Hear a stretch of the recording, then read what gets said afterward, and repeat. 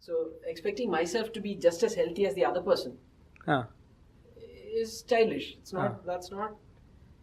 That's really childish thinking. He's had a toffee. I also want one. That's the kind of thinking that comes. No, real life doesn't work like that. And now you hear a lot of you have diabetes, and then you have a lot of people who are getting diabetic. And is it lifestyle, genetic, or is it food habits, or does it have stress also lead? Yeah. So again, it's the whole spectrum. You can't talk about just one thing. It's not just the diet. It's not just the exercise. It's not just the stress. There is also pollution. There is also a lack of social networking. There's a lack of real connection. So there's so many parts to this that you can't pinpoint and say this is the main thing. But in general, there's a big mismatch between what our body expects and what we're giving it. So we're all eating too much. We are not moving enough. We are not sleeping enough. We are not getting out in the sun. We are spending a lot of time in artificial light. And we are sleeping too late because artificial light is keeping us up. We are not getting enough real social connections because we are not talking to people in person. We've got phones. The social network, cyber social network. Social networks. So that's not the social network I'm talking about. So the human what leads to a person who's not genetically diabetic, or he doesn't have it in the family certainly, so what might be leading, what actually happens in the body? It's usually an energy excess, and that energy is mainly from fats and carbohydrates. Most people don't consume a massive amount of fats. Most of it comes from carbohydrates. Our modern diet is very rich in carbohydrates. We don't need to eat as many carbs as we do now. Carbs in the sense rice, wheat, oats, all of those things. The things that we are told are healthy. Is it because we're used to a system where it's much more accessible and cheaper to get carbs than... It is definitely, yeah. I mean, grains are subsidized. They're cheap to make. They're cheap to transport. Easy to transport. Easy to store.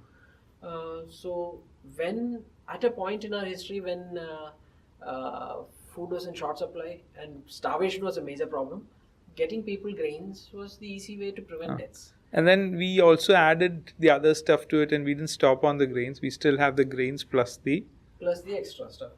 Now grains will make everything else taste good. So try and eat just 500 grams of meat, and you'll get sick of it pretty quickly. But if you eat 500 grams of meat along with parotas or chapatis, you're going to be able to wolf down that 500 grams, and then you're going to have those parotas extra, and then you're going to follow it up with a lime juice. That's extra sweet. So it's an overload of... Yeah, so combinations of foods make it easier to overeat. And carbs tend to help that overeating. And talking about parotas and wheat, I've heard of a lot of people having gluten allergy. Right. There's so many parts to gluten allergy. That's an entire different topic.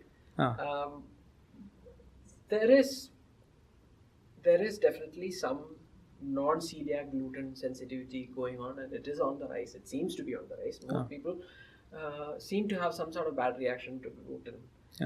It need not be celiac disease as defined in the textbooks. Is it because, especially in the south, we are not used to too much wheat, and then we started? Does it have anything to do with? We were mostly more of rice. More of rice, yeah. But then gluten sensitivity is not just a problem in South India; it's a problem worldwide. And that's because we are less healthy now, and we can't tolerate that kind of a challenge. So basically, the firewall in our body is much more weaker. Now, so it's letting in all of these peptides, these little protein molecules into the bloodstream, and it's triggering immune reactions. That's one thing. Then wheat is now being transported over massive distances in trains and ships. It's being kept in godowns for much longer. You add pesticide to it when it's being grown, when it's being harvested, when it's being stored, and then it needs to be refined. and it needs you have to add anti-caking agents to prevent it from solidifying within the sacks that are kept in the supermarket. So there's a lot of stuff going there's a inside. lot of other stuff than wheat. So you can't blame wheat. You have to blame the way it's being used and the way it's being marketed. And then the population is also increasing, so you have to have it in different places. So there's so there's a lot more to gluten intolerance. Than just gluten. There's other stuff going on. So if it's healthy gut and healthy body, we would be much more tolerant to a lot of other challenges. Even if you had a little bad stuff. And can you just briefly talk about acid reflux? Because a lot of people have this problem of burping up fire. No, see, acidity. It's I can go on for hours about acidity, but most of the time it's not an excess of acid. It is usually there's different ways in which you'll have problems with acid. It's not really acid. They might have excess acid, which is what they all assume to have, or they can have too little acid, which will produce exactly the same symptoms. Then you can have the acid. You get the same. You get the same kind of either way. Or you can have reflux of the acid, a normal quantity of acid, but it's coming up into the food pipe, which is not designed to take that kind of acid. So it's the normal level of acid, and you're still getting the same symptoms. Or any sort of discomfort is then called in the abdomen is called acid, and then you prescribe the same antacids or proton pump inhibitors, omeprazole, lansoprazole, all of those drugs, which are household names, and everybody uses them. It's better to find out what's happening and then treat it rather than use an antacid for all of these conditions. My go-to is to find out what they're eating and then see if there's any of those triggers in their diet, or if they're not sleeping enough, if they're having too much coffee, or if they're having alcohol or smoking too much, if they're exercising in the wrong way. So there's lots of other things that can cause all of these symptoms. Coffee. Can you just talk about coffee? Well, see, coffee increases the acid secretion, supposed to. And if your gut lining is not strong enough to hold back that acid, you're going to end up with an ulcer or gastritis. Okay. And so what is a good one coffee a day, or for an average? If you're not having symptoms, go ahead. But if you've got acid, you've got acid symptoms. So if you are, for example, if suppose you have a meeting and then you're feeling really hungry and you don't have, generally, sometimes what I do is I would get into a coffee shop, have a cappuccino, and then so you would say stay away from the coffee if you're having symptoms, then maybe you should try and stop it and see if it improves your symptoms. Okay. So rather than coffee, anything else would something another water drink. Is usually harmless. Water. If you're hungry, you don't have time to eat. And also avoid sugar. Obviously, sugar is a good way to make your gut health poor. Basically, you want it alkaline, your stomach. No, I'm not talking about pH. No. Okay. The stomach is supposed to be acidic. It has to stay acidic. It has to be acidic. If it's not acidic, so there's this whole thing about you alkaline have more of diet, alkaline diet. Your body is excellent at maintaining its pH. Okay. Right. There's a pH of it is maintained very tightly, in a narrow confine. Okay.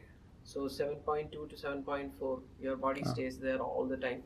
If it goes beyond that, because somebody recommended, said you can have lime juice. For example, lime becomes alkaline and orange becomes acidic.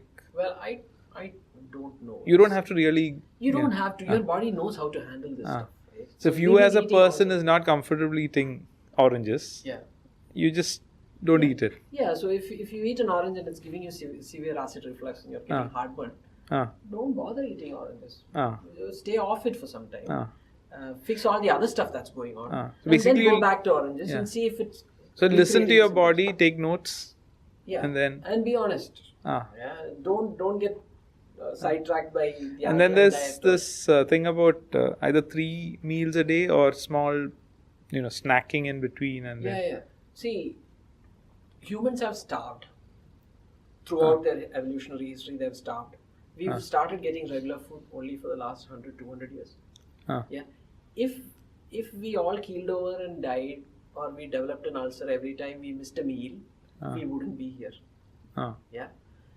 We are designed to take a little bit of hunger. We can go for days without food. And if our performance kept dropping every time we went hungry, humans wouldn't exist. The reverse happens. If you get hungry, your senses get sharper, your aim gets better, you become more driven to wander and search for food. That is how humans have survived. Now, if you are running scared from hunger, that's not what the body expects. Your body needs that challenge if it has to stay healthy. And we've seen across cultures where fasting has been a part of different sects and different. Without. I mean, fasting is part of religious ritual, and fasting has been a part of life even without being enforced. Because that's how it is. For example, Kerala. Monsoon time, you can't fish, you can't farm. You are going to starve. And when it's over, Onam season comes, the harvest season comes, then you feast. So for 3 months you starve, and then you feast. And then by the time it's March and April, summer's kicked in, and again you're down on water and food. You can't grow much, and you're again in famine. So that cycle of feast and famine is what we need to stay healthy. And as we became richer, it became a continuous process of feasting. Yeah. I mean, feasting. Yeah, continuous process of feasting. Imagine, so 100 years back, the only time you'd have sugar would be Onam, Payasam. Which is why Payasam was a big deal. But now you get dessert after every meal. And you get Payasam year round. And you have it thrice a day. So morning, you're having breakfast, then let's have a glass of juice. That's dessert. That's sugar. So this kind of sugar intake has not happened in our evolutionary history till maybe 30, 40 years back. That's the price we're paying right now. And talking about sugar, there's the fructose part and the sucrose part, where which one is bad and which one? And again, see, reductionist thinking. Sugar is not a naturally occurring substance. It's not. It's not. No, I mean sucrose. Refined sugar. It's not naturally occurring. You will have to chew through sugarcane to get that stuff. Yeah. So most of sugarcane can you chew before your teeth fall off? But you put it through a mill, you refine it, you take all the good stuff out, make it white and look good, and then now you can eat spoonfuls of it. And it's called white poison. Yeah, it is white poison. But don't ask me if the fructose is the problem or if it's glucose the problem. Fructose acts in a different way, sucrose acts in a different way. And even plantains, you have the good fructose ones and... No. There's only one fructose. Okay. There's only one fructose. What else accompanies it when you eat it will make a difference. Because I've heard the green ones are better than the... Yeah, the green ones are better because they're less ripe and their carbohydrates are a lot more complex. So they'll slow down the absorption. The Robusta. Well, it depends on the complex carbohydrate. I don't know of any studies that actually substantiate the... So there's a lot of myth going on. But usually if you're having a fruit, it's okay. If you're having a fruit juice, it's not. So because then you're breaking down all the cellular structure, making it easy to absorb. So don't juice it. Chew and eat it. Okay. You have as many fruits as you want. Just make sure you chew them. And the quantity that you eat, they say the... food pyramid. Yeah, the food as in the morning, noon. And again, personal choice. Because eat light after sunset.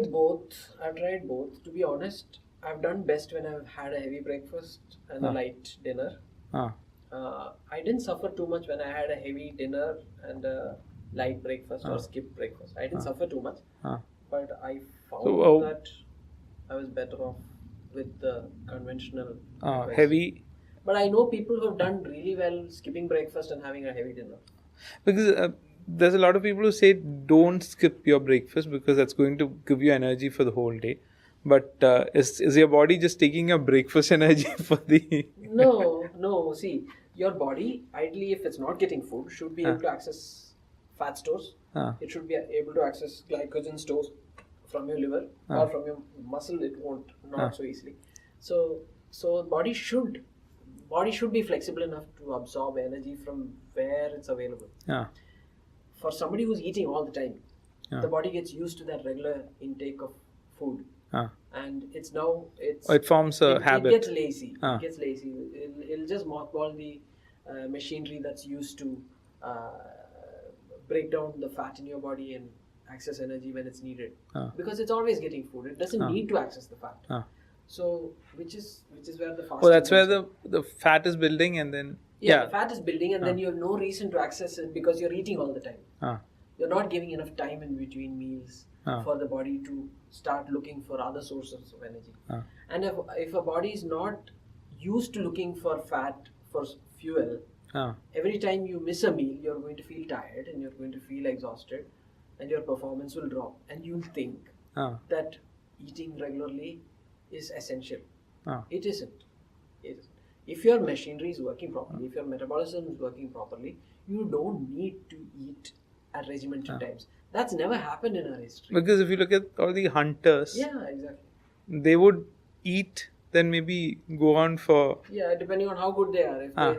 If they can last, so as long as the deer lasts, and once the deer is done, then you have to go out. You're feeling hungry and you have to go. Is it after the industrialization and all that where we could store food? Food preservation and food storage. So when we started using salt.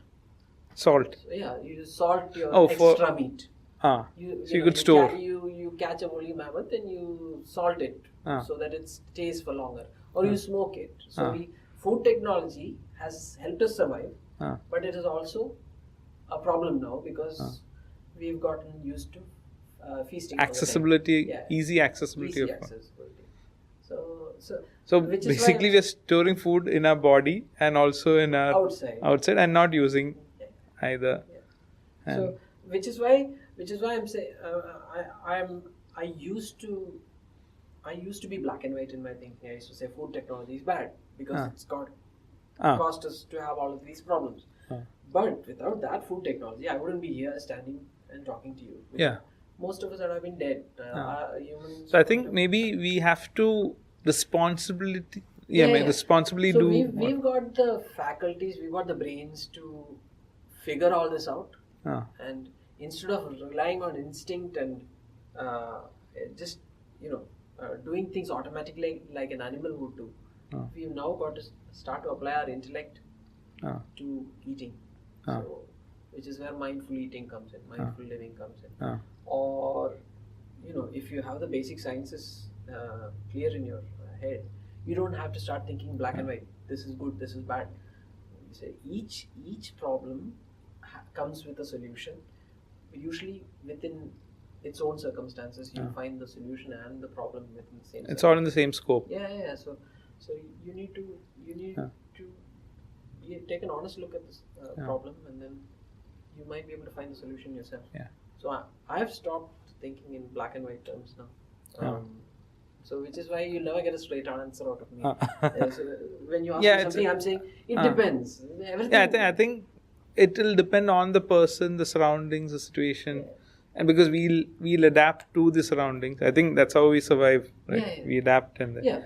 So maybe to conclude, if you look at a day, so we wake up, then it would be an exercise. You exercise in the morning for a healthy life. I mean, it's a basic thing that you could look at. I can tell you what I'm doing.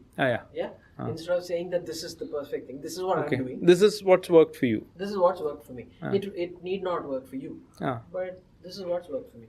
So it might work for most people. So you can start off somewhere and then do minor adjustments, see how it works, and then add more adjustments on top of it. So that's how the scientific method works. So you it's better to wake up at a preferred. Yeah. So if you need to wake up at the right time, you need to go to bed at the right time. Ah. So I go to bed by 8, and what time is it now? Anyways. Yeah. Yeah. So I go to bed at 8, Ah. and I usually wake up by 3:30, 4. Oh wow. Once I wake up at 4, then I go and make coffee. I make my own coffee, and then it takes me half an hour to get that down. And I'm reading while I'm making coffee, or while I'm drinking it. I have the coffee. After that, I'm reading for some more time. 5:45, I take out the dog for a run. Come back. And how long is that? It's a walk run, so around 40 minutes. It's a very leisurely pace. Sometimes we sprint, sometimes we walk. Mostly we do 4 kilometers a day. It's more for fun than for exercise. And I think it's more of a mental relaxation. Yeah. So I look at the sun, look at the waves, that kind of thing. Yeah. So, it's just you don't take your kids. They don't wake up. They do wake up. They wake up at 5:30. But both of them. Yeah. And I don't have to shake them awake. They're not fighting in the morning. And they also go to sleep early. They also go to sleep early. And then 5:45 go for a run, and then by 6:30 I'm back. Get the dog settled in again, and then 7 o'clock I'll do my kettlebell routine, which is 15 minutes or so, and then shower, eat something, get out for work. I'm done by 1 o'clock. I'm lucky that way. I come back home, read again, play for some time in the evening with the kids and the dog, and then by that time it's time for dinner. Sleep at 8:30, 8. Yeah. If there's something really interesting to read, I'll read till 10. I usually don't stay up after 10. Then you call it a day. Yeah. So that's my routine. So anyway, thanks, and we'll do more detailed stuff on the kettlebell and the other day.